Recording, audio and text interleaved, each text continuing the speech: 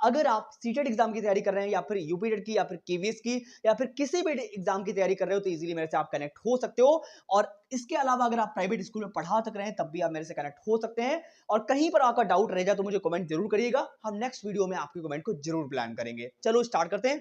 PPT बहुत अच्छे से बनी हुई है, आप खुद देखिएगा सारे क्वेश्चंस ऐसे क्वेश्चंस हैं जो 100 टाइम रिपीट हुए हैं। मतलब मैं जितनी भी तारीफ करूं उतनी कम है कि किसी भी क्वेश्चन का आप देखोगे तो बहुत ही बेहतर क्वेश्चन है, हर सेट में रिपीट होते हैं। चलिएगा, अगर आप थोड़े से क्वेश्चन देख लोगे तो कुछ भी आपको समझ में आए चाहे ना आए फिर भी आपकी एक अप्रोच डेवलप हो जाएगी कि आपको तैयारी किस तरीके से करनी चाहिए। चलो समझते हैं क्वेश्चन नंबर 1 को, देखते हैं कि क्वेश्चन नंबर 1 में किसकी बात करी गई। हिंदी पैडोलॉजी है। आप ये मत कहिएगा कि हिंदी पैडोलॉजी को भी इंग्लिश में ट्रांसलेट करके दीजिए, ठीक है, ऐसा नहीं कहेंगे क्योंकि हिंदी को तो आपको हिंदी में पढ़ना ही पड़ेगा। चलिए क्वेश्चन नंबर 1 को पढ़ते हैं, देखते हैं हमारा क्वेश्चन नंबर 1 क्या कह रहा है कि बच्चों के द्वारा पठन तथा लेखन में की गई त्रुटियां कहलाती हैं। यानी आपको जो बच्चा है उसको पढ़ने में कई प्रॉब्लम या गलतियां वो कर रहा हो, कहीं लिखने में गलतियां कर रहा हो, तो ये गलतियां जो होती हैं वो क्या करेंगे, क्या वो बाधा डालेंगे, क्या वो सहायक होंगी, क्या होंगी। समझ मेरी बात को, मतलब किसी भी काम को जब आप करते हो तो वहां पे गलतियां तो होंगी ना भाई, पढ़ते हो तब भी गलतियां होंगी कभी कभी, है ना, कभी कभी लिखोगे तब गलतियां होंगी। तो गलतियों के माध्यम से ही व्यक्ति जो होता है आगे को कंटिन्यू फ्लो करता है। समझ मेरी बात को, तो वही बात है कि गलतियां जो होती है वो किस चीज में जो है क्या कहलाती हैं, ये त्रुटियां क्या कहलाएंगी। चलो ऑप्शन नंबर 1 में लिखा हुआ है भाषा अधिगम के लिए सीढ़ी होती है, कि जब हम लैंग्वेज को सीखते हैं या किसी भी चीज को सीखते हैं तो वो एक सीढ़ी का काम करती है, मतलब हम असफलताओं के माध्यम से ही सफलता तक पहुंच पाते हैं, है ना। तो बहुत अच्छी बात कही गई, सही बात है। आगे लिखा हुआ है भाषा विकास में बाधाएं, यानी जब आप लैंग्वेज को सीखते हो, लैंग्वेज के डेवलपमेंट में भाषा का भी जो होगी, कभी ये त्रुटियां जो होती हैं क्या वो बाधा डालती हैं।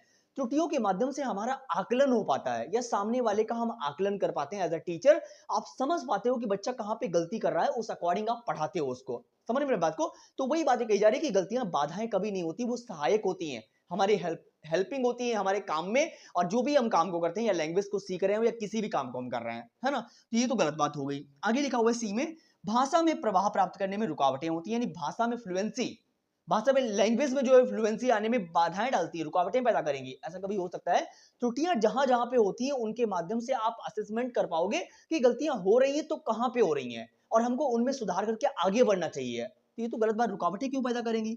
आगे डी में लिखा हुआ है भाषा सीखने में व्यक्ति की अयोग्यता, यानी लैंग्वेज अगर कहीं पर त्रुटियां हो रही हैं तो उसकी अयोग्यता है, मतलब उसके अंदर कोई विकार है कि वो सीख ही नहीं सकता। ऐसा हो सकता है? ऐसा तो बिल्कुल नहीं कर सकते, किसी भी व्यक्ति में ऐसा कोई विकार नहीं होता है। और वो अगर लैंग्वेज डिसेबिलिटी है तो उनको अलग अलग तरीके के जो है टीचिंग उपागम देके आप उन्हें सिखा सकते हो, बट आप ये नहीं कह सकते कि तुम ये काम नहीं कर सकते। समझ रहे, आप पढ़ रहे हो क्या, आप पढ़ रहे हो पेडोलॉजी, और पेडोलॉजी में बच्चा एक्टिव होना चाहिए, वहीं पे आप जाओ, 99.9% वहीं पे बच्चा एक्टिव होगा। तो ये तो गलत हो गया ना। हमारे पास एक ही सही था कि भाषा अधिगम के लिए सीढ़ी होती है। अधिगम का मतलब ये होता है जहां पे आप कुछ नियम और कानून के थ्रू सीखते हो, है ना। और जब आप स्वाभाविक तरीके से सीखते हो, यानी जहां पे आपको नियम और कानून की आवश्यकता नहीं होती है, वो होता है भाषा अर्जन। अर्जन जो होती है एक स्वाभाविक प्रक्रिया होती है जहां पे आप लोगों से इंटरैक्ट करके सीखते हो, अंतःक्रिया करके सीखते हो, जहां पे किसी भी नियम और कानून की आवश्यकता नहीं होती है। तो option number 1 is the right answer over here.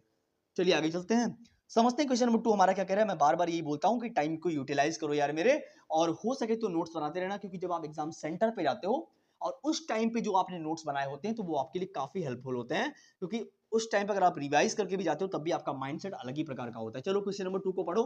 भाषा अधिगम के रचनावादी उपागम में शामिल है, कह रहे हैं कि भाषा अधिगम के रचनावादी उपागम, भाषा अधिगम मतलब लैंग्वेज को आप सीख रहे हो, वो भी रूल रेगुलेशंस के थ्रू। क्वेश्चन ये मिलता जुलता है पहले वाले से ही। यहाँ पे बोला गया कि भाषा अधिगम के रचनावादी उपागम में क्या शामिल है। रचनावादी का मतलब क्रिएटिविटी, जहां पे आप कुछ नया करते हो। समझ में मेरी बात को, तो लैंग्वेज को जब आप सीख रहे होते हैं तो वहां पे सक्रिय रूप से एक्टिव तरीके से आप क्या सीखते हो, यानी एक्टिवली नॉलेज को आप एक्वायर करते हो, तो उसमें क्या क्या शामिल हो सकता है। देखो जहां पे भी रचनावादी आ जाए समझ जाओ वहां पे बच्चा सक्रिय होना चाहिए। क्या होना चाहिए, बच्चा जो है वो सक्रिय होना चाहिए, यानी एक्टिव होना चाहिए। समझ में मेरी बात को, तो वहीं पे आप जाओ। चलो ऑप्शन नंबर 1 में लिखा हुआ है कि एक प्रभावकारी औजार के रूप में ड्रिलिंग। ड्रिल का मतलब होता है जब आप एक ही चीज को बार बार रिपीट करते हो। तो क्या ये सही है, मतलब रिपीट करना, रोट मेमोराइजेशन, रटना, ये गलत बात है। और आप सीखने आए हो कॉन्सेप्ट, तो कॉन्सेप्ट को सीखिए। जहां पे रटना आ जाए, ओनली आ जाए, इनको काट दीजिए, टैग वर्ड्स होते हैं, निगेटिव वर्ड्स होते हैं, है ना। तो ड्रिलिंग अपने आप में बिल्कुल गलत बात है कि आप किसी चीज को बार बार दोहरा रहे हो तो वो कॉन्सेप्ट को नहीं सीख जाओगे, आप रट्टू तोता बन जाओगे, है ना। चलो ऑप्शन नंबर बी में लिखा हुआ है आदत का निर्माण। रचनावादी में आदत को थोड़ी ना बोला जाएगा यार। जिज्ञासा आधारित अधिगम और व्याकरण के नियमों का अभ्यास, व्याकरण सीखना ही केवल मेन औचित्य नहीं होता। रचनावादी में कॉन्सेप्ट को आप सीखते हो, है ना। ग्रामेटिकल रूल्स केवल हमारे लिए ये नहीं होती कि हर जगह पे ग्रामर ही पढ़ो आप, समझ रहे, बिना ग्रामर की भी बहुत कुछ पढ़ सकते हो आप। चलो अब यहाँ पे सबसे बढ़िया ऑप्शन क्या है, जिज्ञासा आधारित अधिगम, यानी जहां पे आपकी कम से कम क्या नाम है, जिज्ञासा तो, आकांक्षा तो हो किसी चीज को सीखने के लिए। भाई जहां पे आपकी आकांक्षाएं खत्म हो जाती हैं, जहां पे आपकी इच्छाएं खत्म हो जाती हैं, वहां पे अभी आपका इंसान मर जाता है। समझ रहे मेरी बात को, जब आपके अंदर कोई चीज के लिए इच्छा ही नहीं होगी कि हम ये काम कर लें या हम इस सक्सेस को अचीव करेंगे तो हमारे पास ऐसा होगा, समझ रहे। तो जिज्ञासाएं बहुत जरूरी है। जब आप क्रिएटिव होंगे तभी क्रिएटिविटी को लाएंगे, जब आप सक्रिय होंगे, आप एक्टिवली काम करोगे तभी तो आप क्रिएटिविटी ढूंढ पाओगे, किसी चीज को खोज पाओगे। समझ मेरी बात को। तो यही बात यहाँ पे बोला गया था कि भाषा अधिगम के लिए रचनावादी उपागम कौन सा है, जब आपके अंदर जिज्ञासाएं होती है, आकांक्षाएं होती है, तभी आप आगे के लिए काम करते हो। समझ रहे मेरी बात को। चलिए B C option is the right answer, over here. आप एक बार ऐसे फ्लो में प्रैक्टिस करते रहो और कुछ मत पढ़ो कहीं से। मैं हर वीडियो में बोलता हूँ कि आपको किताब लेने की आवश्यकता है ही नहीं। मैं डेली 6 बजे वीडियो लेके आ रहा हूँ, डेली 100%। बस उतने मॉक टेस्ट आप लगाते रहो, 100% सीटेड एक ही बार में क्लियर हो जाएगा। और अगर आप 120 प्लस लाओगे तो 100% आपको सम्मान के साथ बुलाऊंगा और आपका पॉडकास्ट भी करूंगा। चलिए अब देखते हैं क्वेश्चन नंबर 3 में लिखा हुआ ड्रिलिंग। ये भी क्वेश्चन उसी से रिलेटेड है। ज्यादातर क्वेश्चन मैंने आज ऐसे उठाए हुए हैं हिंदी पढ़ोलॉजी के, जहां पे भाषा अधिगम की बात हो रही हो, अर्जन की बात हो रही हो, है ना, इन चीजों से रिलेटेड उठाए हुए हैं। चलिए क्वेश्चन नंबर 3 में लिखा हुआ है ड्रिलिंग, दोहराव की एक प्रमुख प्रविधि क्या है। यानी दोहराव, ड्रिलिंग, जब आप एक ही चीज को बार बार रिपीट करते हो तो उसके एक प्रमुख प्रविधि क्या है। समग्र भाषा उपागम हो सकती है, जब आप होल लैंग्वेज को सीखते हो, यानी सब तरीके से लैंग्वेज को सीखने का कोशिश करते हो। संप्रेषणात्मक का मतलब है जब आप संप्रेषण करते हो, कम्युनिकेट करते हो किसी सामने वाले से, बातचीत करते हो। तो इसकी बात यहाँ तो हो नहीं रही यार। व्याकरण अनुवाद विधि या खेल विधि, यहाँ पे कोई खेलना की बात हो नहीं रही ना, और ना ही यहाँ पे कोई भाषा सीखने की बात हो रही है, ना ही संप्रेषण करने की कोई बात हो रही है। यहाँ पे बात हो रही है ड्रिलिंग की, कि ड्रिलिंग की, दोहराव करने की एक प्रमुख प्रविधि कौन सी है। देखो जब आप ग्रामेटिकल रूल्स पढ़ते हो, जब आप व्याकरण को पढ़ते हो, तो वहां पे बार बार आप कॉन्सेप्ट को करना, जबकि वो व्याकरण के जो नियम होते हैं उनको आप बार बार दोहराते हो ताकि वो आपको याद हो जाए। समझ रहे, आप ग्रामेटिकल रूल यानी किसी ट्रांसलेशन की प्रक्रिया को भी बार बार कोशिश करते हो कि प्रेजेंट ये है, प्रेजेंट कंटीन्यूअस ये है, मतलब इन नियमों को भी बार बार रिपीट करते हो। समझ मेरी बात को। तो वहां पे C option is the right answer, over here. व्याकरण अनुवाद विधि जो होती है, जहां पे आप क्या करते हैं, दोहराव करते हैं, ड्रिलिंग करते हैं। चलो आगे चलते हैं, समझते हैं कि हमारा क्वेश्चन नंबर 4 क्या कह रहा है। चलो पढ़ो जरा क्वेश्चन नंबर 4 को और देखते हैं हमारा क्वेश्चन नंबर 4 में क्या बात बोली गई है। चलो पढ़िए। देखो क्वेश्चन नंबर 4 हमारा क्या कह रहा है कि एक शिक्षिका भाषाई विकास के आरंभिक वर्षों में, एक शिक्षिका है, एक टीचर जो है, जो क्लासरूम में पढ़ा रही है और कह रही भाषाई विकास यानी लैंग्वेज डेवलपमेंट की बात कर रही है, मतलब भाषा को सिखा रही है, भले वो लैंग्वेज हो, इंग्लिश हो चाहे हिंदी हो। ठीक है, आगे लिखा हुआ है आरंभिक वर्षों में, मतलब जब बच्चे ने शुरू ही किया हो, मतलब पढ़ना, उसने लैंग्वेज को सीखना ही शुरू किया हो, उस टाइम की बात है, आरंभिक वर्षों की बात हो रही है।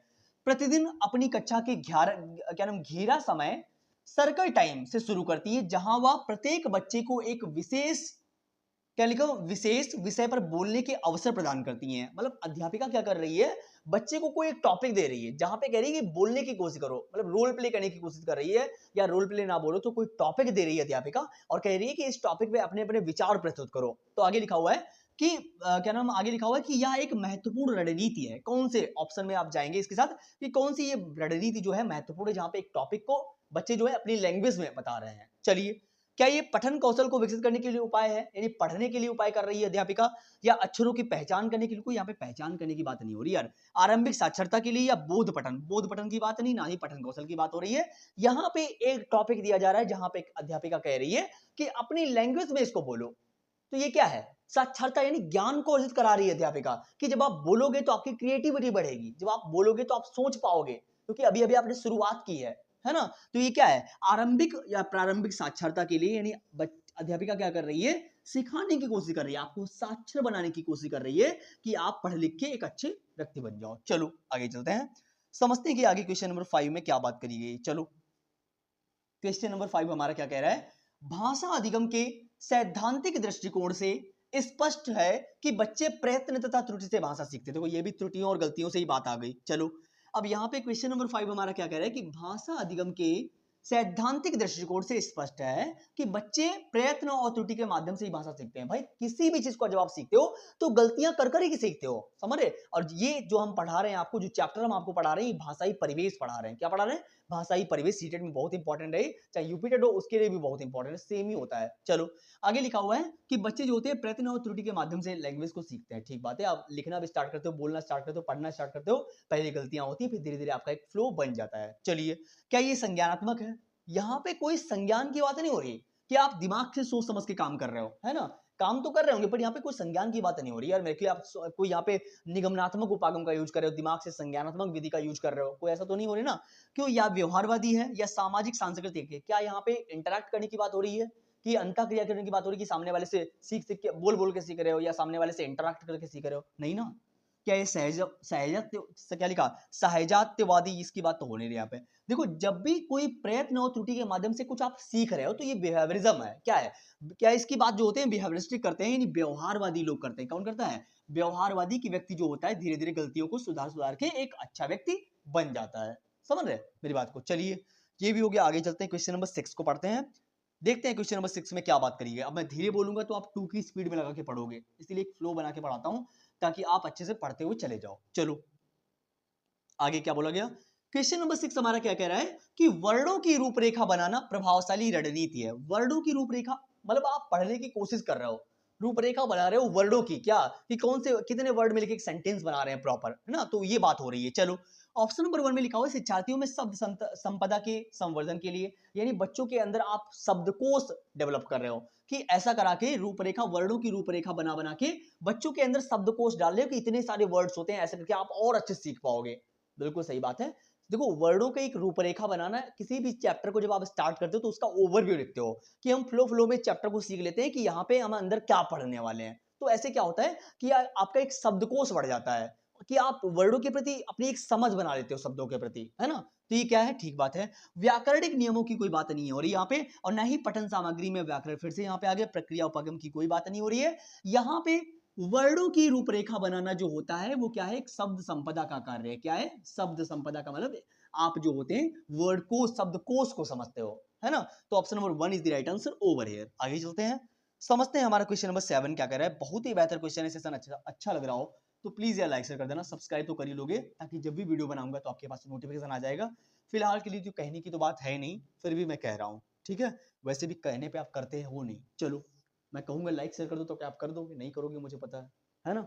चलिए आगे चलते हैं, क्वेश्चन नंबर 7 को समझते हैं, देखते हैं क्वेश्चन नंबर 7 में क्या लिखा हुआ है। नए शब्दों के अर्थ सिखाने की बजाय संदर्भ में नए शब्दों के अर्थ सिखाना क्या कहलाएगा? मतलब नए शब्दों के अर्थ सिखाना मतलब जरूरी नहीं कि आप नए नए शब्द ही सिखाओ, बट कह रहे हैं कि इसको नए नए शब्द सिखाने के बजाय संदर्भ में नए शब्दों को सिखाओ। मतलब जो आपके पास पुरानी इंफॉर्मेशन है उससे रिलेट कर करके पढ़ाओ व्यक्ति को, बच्चे को। क्या बोला जा रहा है कि जरूरी नहीं कि आप नए नए शब्दों का अर्थ ही बताओ, उनकी बजाय जो भी उनको आता है उससे जोड़ जोड़ के पढ़ाओ, बच्चा एक्टिव हो जाएगा।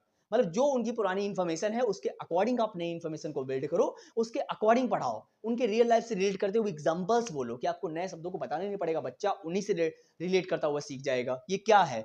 अक्सर बच्चों को भ्रमित करने के लिए। भाई जब आप कॉन्टेक्स्ट में सिखाते हो नई चीजों को तो ये भ्रमित करना थोड़ी ना हुआ, यहाँ से बच्चा एक्टिव होगा।